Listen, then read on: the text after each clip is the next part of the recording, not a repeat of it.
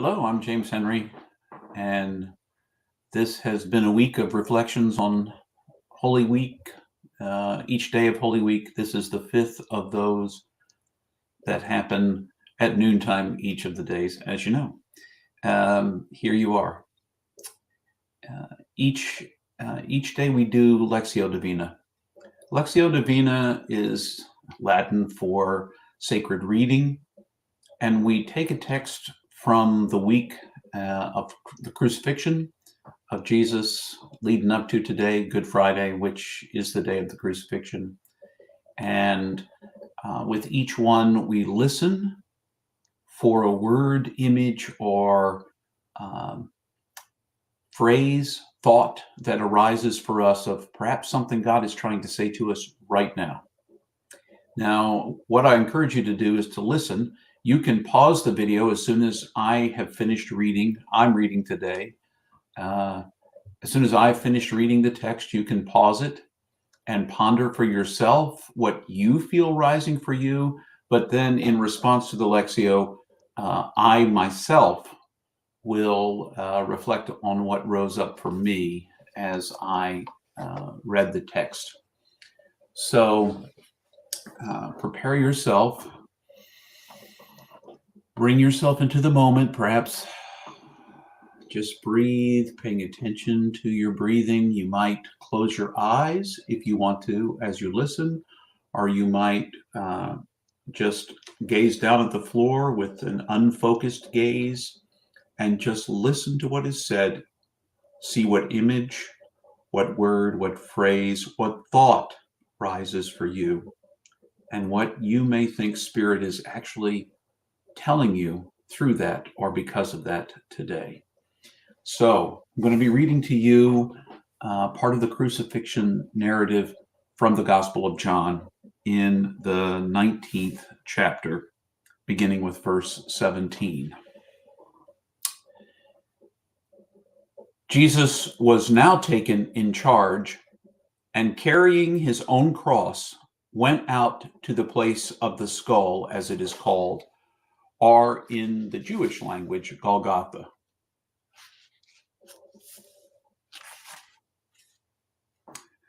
Where they crucified him, and with him two others, one on the right, one on the left, and Jesus between them. And Pilate wrote an inscription to be fastened to the cross. It read, "Jesus of Nazareth, King of the Jews." This inscription was read by many Jews because the place where Jesus was crucified was not far from the city, and the inscription was in Hebrew, Latin, and Greek. Then the Jewish chief priests said to Pilate, "You should not write King of the Jews. Write, he claimed to be the King of the Jews." Pilate replied, "What I have written, I have written." The soldiers, having crucified Jesus, took possession of his clothes and divided them into four parts, one for each soldier, leaving out the tunic. The tunic was seamless, woven in one piece throughout. So they said to one another, "We must not tear this. Let us toss for it." And thus the text of Scripture came true. They shared my garments among them and cast lots for my clothing. That is what the soldiers did. But meanwhile, near the cross where Jesus hung stood his mother, with his mother, Mary, wife of Clopas, and Mary of Magdala. Jesus saw his mother with the disciple whom he loved standing beside her. He said to her, "Mother, there is your son," and to the disciple, "There is your mother." And from that moment, the disciple took her into his home. After that, Jesus, aware that all had now come to its appointed end, said in fulfillment of Scripture, "I thirst." A jar stood there full of sour wine, so they soaked a sponge with the wine, fixed it on a javelin, and held it up to his lips. Having received the wine, he said, "It is accomplished." He bowed his head and gave up his spirit.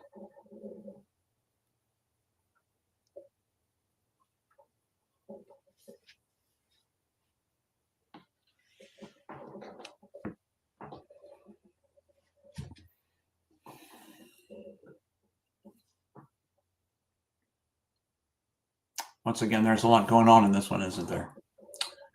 A lot of pieces that could stand out if you were listening. I don't know what stood out to you.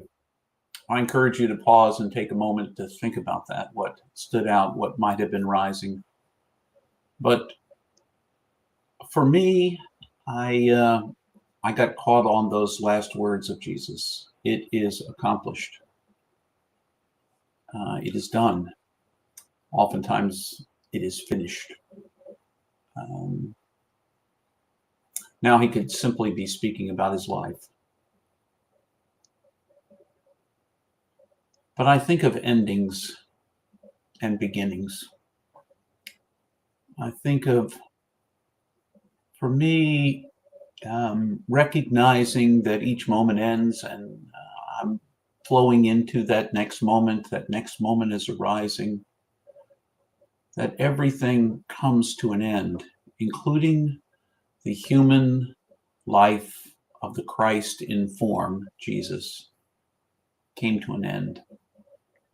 And that life coming to an end, it seems so fitting to me when I think of when things get finished, based on this whole 40 days of Lenten preparation for Easter for me has been a time to kind of reflect on what it means to be mortal, to be finite, to only have a limited time to do what I have to do. And Jesus had somewhere between 1 and 3 years to do that. Jesus had between 1 and 3 years to accomplish what he did. And in the end, as he hung on that cross, the last words, "It is accomplished." What I came to do, I've done. There's always more we imagine that could be done, but it is enough. It is enough. It is finished. It is accomplished. It is complete. So I wonder if you might give yourself some credit for the things you've been able to accomplish in your life. I'm trying to do the same thing for me. There are some things that are finished. I keep trying to revive them perhaps in my life, but they're done. And then there are other things that need to go on. And perhaps for me, that it is accomplished. It feels a little out of context for me to say this, but for me, that's where I found Spirit speaking to me today. What would it be like to know in every given moment, in any given moment, that I have done all that I could do and that it could be finished? What would it look like?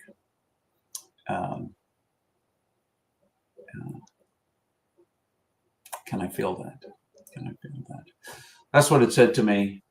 As always, I encourage you, if you have responses to today's reflection, to the text, what you heard the text saying to you, I encourage you to write it in the comments on the Facebook feed. You could write it on the comments in our YouTube channel, if that's where you're watching. And you could write it in your journal and keep it for yourself. What do you think God might be saying to you on this Good Friday? Well, remember, even as you go from this place, you are infinitely precious. You are unconditionally loved.